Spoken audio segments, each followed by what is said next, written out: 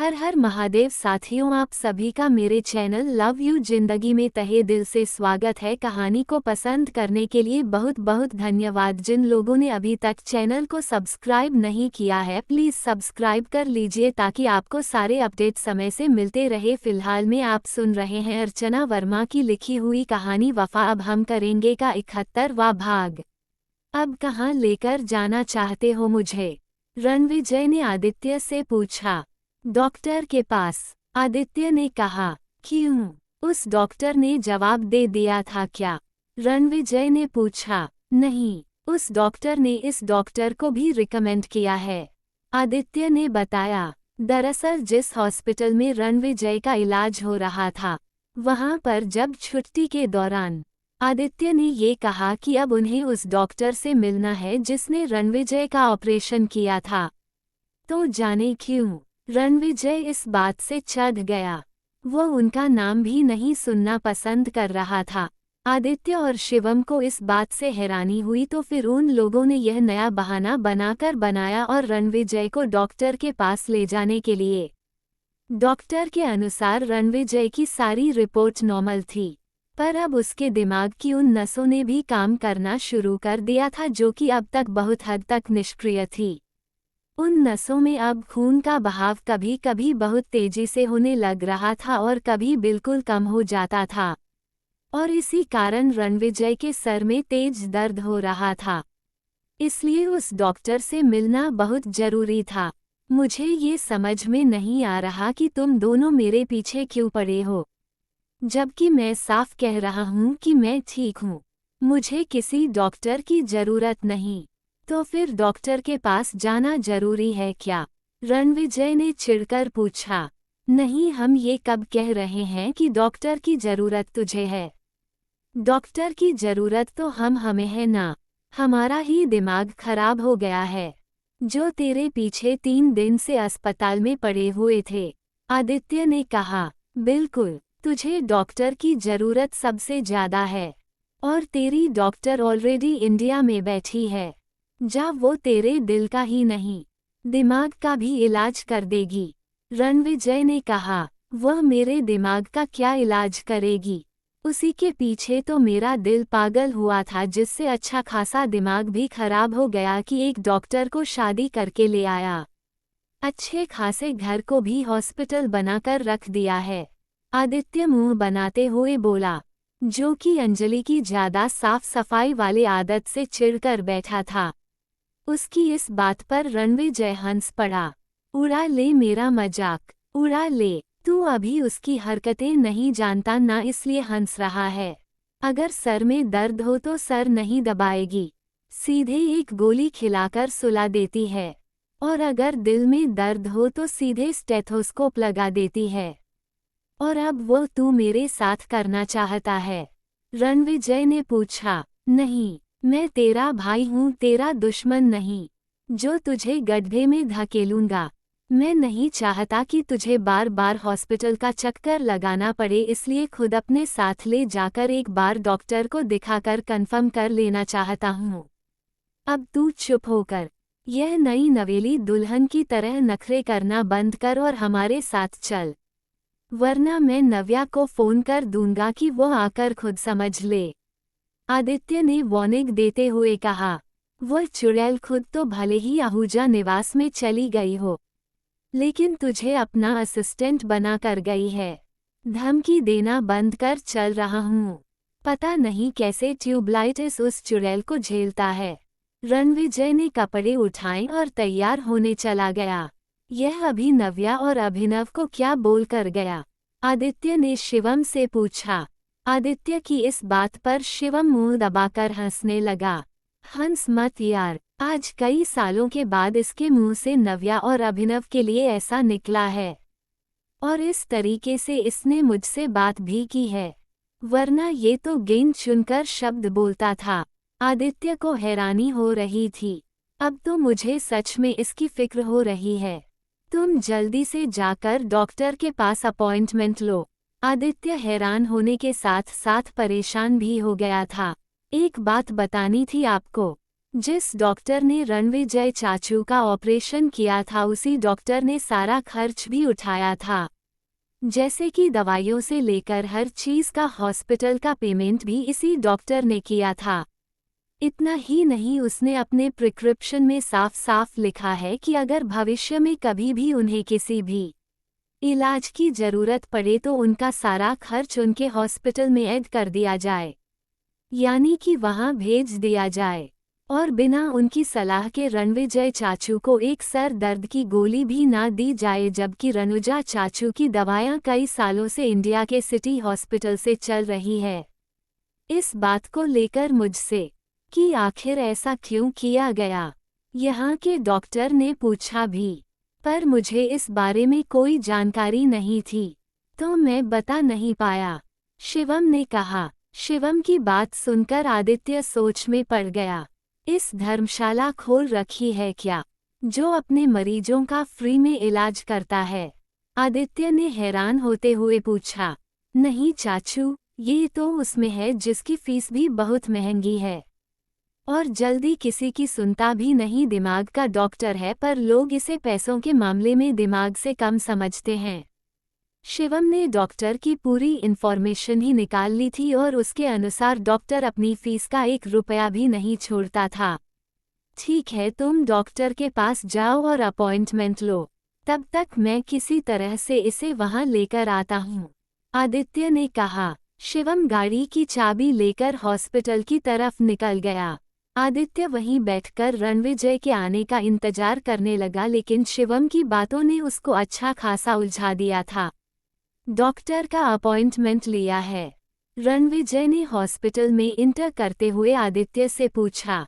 नहीं, ये रिश्ते में मेरा साला लगता है ना, इसलिए बिना बताए ही पहुंच गए हैं, आदित्य में जलकर कहा। बिना इन्फॉर्मेशन के ससुराल पहुंचने पर चाय नाश्ते से नहीं, लात जूतों से सेवा होती है, ये भी पता है ना?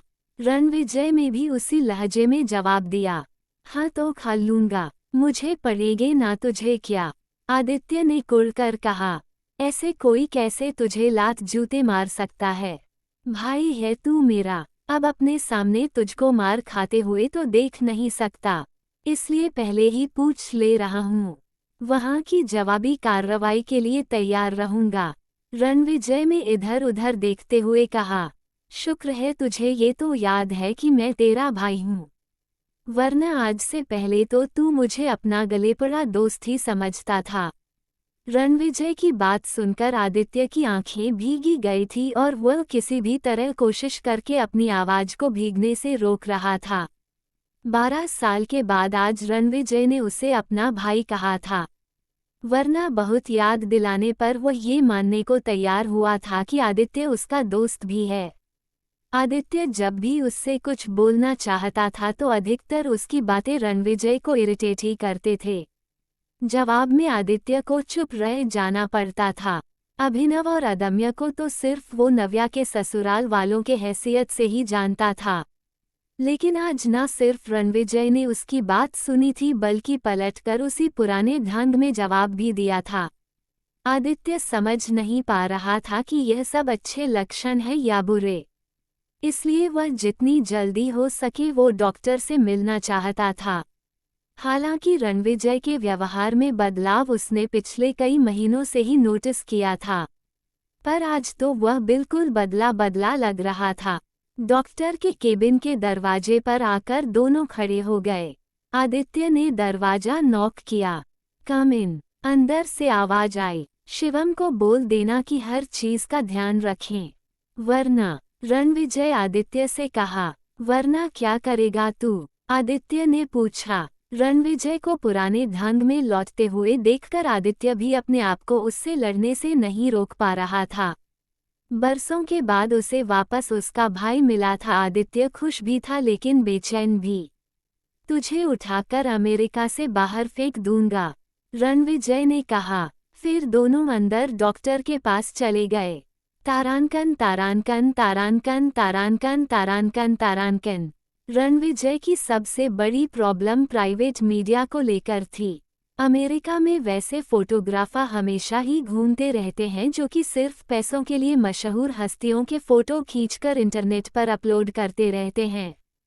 इस समय रॉयल्स राजपूताना ग्रुप दुनिया के गिने चुने अमीरों में से एक था और mister Ranvijay Singh Ranawat most eligible bachelor, जिसके पास न सिर्फ अथाह पैसा और पावर था बल्कि एक अट्रैक्टिव पर्सनैलिटी भी थी। जब कहीं भी रणविजय की हल्की सी भी झलक होने की, कहीं हवा भी उड़ती थी, तो लोग पागलों की तरह उसके पीछे दौड़ जाते थे। पर वो खुद को कभी भी मीडिया के सामने लाना पसंद नहीं करता था। रणविजय के नाम का खौफ न केवल प्रतिद्वंदी कंपनियों में था बल्कि मीडिया में भी बहुत ज्यादा था। मीडिया ने कभी भी जब उसके बारे में पिछली जिंदगी के बारे में कुछ लिखना चाहा, रातों रात चैनल ही बंद हो जाता था। मीडिया ने जब उसकी तस्वीर छापने चाही, सारे कंटेंट उठा लिए जाते थे और साथ में रिपोर्टर को सीधे समुद्र में फेंक दिया जाता था। रणविजय की रॉयल राजपूताना के सामने खड़ा होना तो बहुत दूर की बात थी। इस समय उसके नाम का ऐसा खौफ था कि जिस भी प्रोजेक्ट के लिए उसकी कंपनी टेंडर डालती थी, प्रतिद्वंदी कंपनियां खुद से अपना टेंडर वापस ले लेती थी। यहाँ तक कि जब भी वह किसी कंपनी को ओवरटेक करता था या फिर उसे कोई अवार्ड मिलता था, उसकी तरफ से यह अवार्ड लेने के लिए उसका कोई रिप्रेजेंटेटिव ही उपस्थित होते थे। वो खुद नहीं कहीं जाता था। दुनिया रणविजय को देखना चाहती थी, पर इस दुनिया में रणविजय को कोई इंटरेस्ट नहीं था। उसका इंटरेस्ट सिर्फ और सिर्फ अपनी लापता पत्नी और अपनी जिंदगी को खोजने में था, और यह बात भी गिने चुने लोगों तक ही सीमित थी। बाकी लोगों के लिए तो वह हर दिन सफलता की नई सीढ़ी पर चढ़ने वाला ही इंसान था।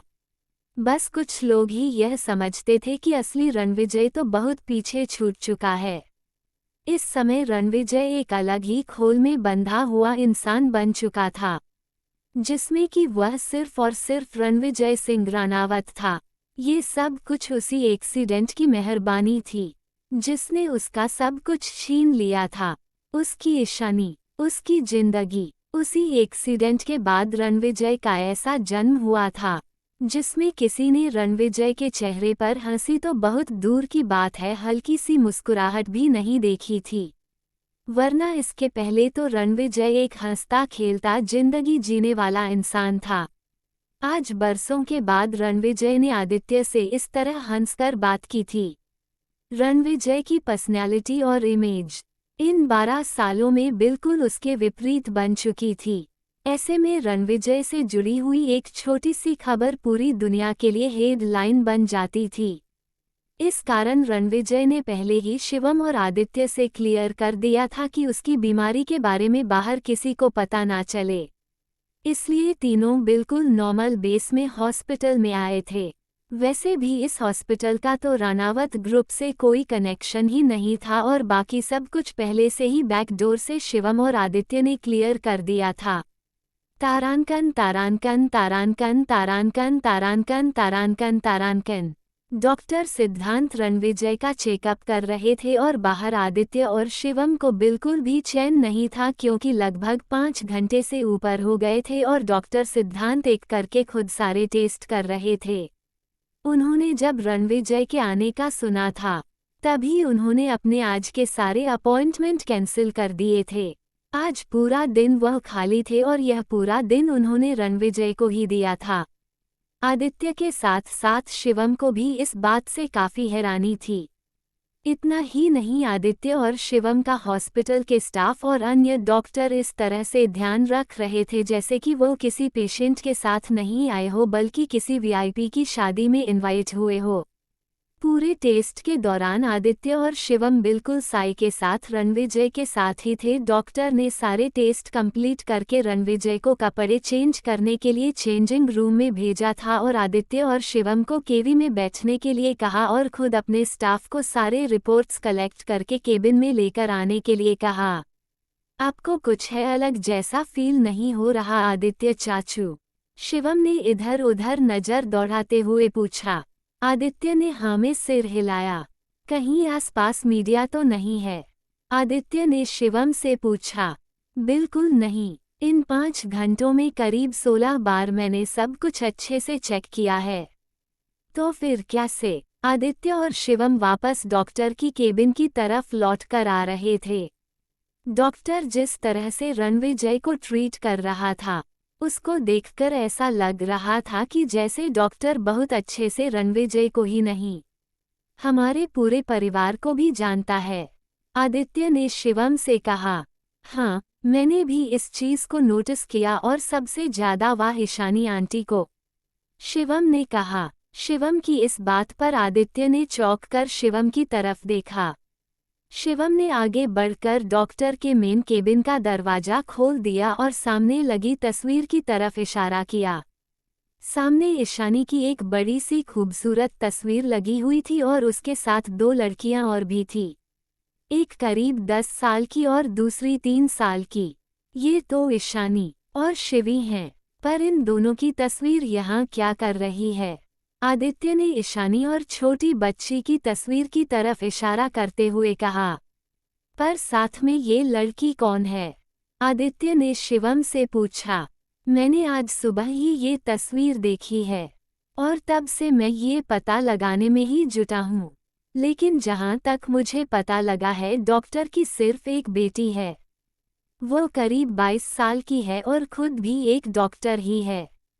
इसके अलावा डॉक्टर सिद्धांत के परिवार में कोई नहीं है, शिवम ने बताया। तभी डॉक्टर जूनियर डॉक्टर रणविजय के रिपोर्ट लेकर केबिन में आया। आदित्य ने उससे पूछा, क्या आप बता सकते हैं कि ये तस्वीर किसकी है? जवाब में जूनियर डॉक्टर मुस्कुराया। ये वह मैडम है जिनको सर जिंदगी कहते हैं। जिंदगी? आदित्य और शिवम दोनों एक दूसरे की तरफ आंखें फाड़े हुए मुंह खोले देख रहे थे। इसने की तस्वीर डॉक्टर के पास देखकर इन दोनों का चौंकना लाजमी था। क्या होगा अब जब इसे रणविजय देखेगा? क्या छुपा हुआ है राज्य डॉक्टर और ईशानी के बीच? जानने के लिए बने रहे अगले भाग तक। तब तक के लिए खुश रहिए, मस्त रहिए, हंसते रहिए और यही YouTube पर मिलते रहिए। उम्मीद करती हूँ कि आपने वीडियो को लाइक और चैनल को सब्सक्राइब कर लिया होगा। मिलते हैं अगले भाग के साथ। हर हर महादेव।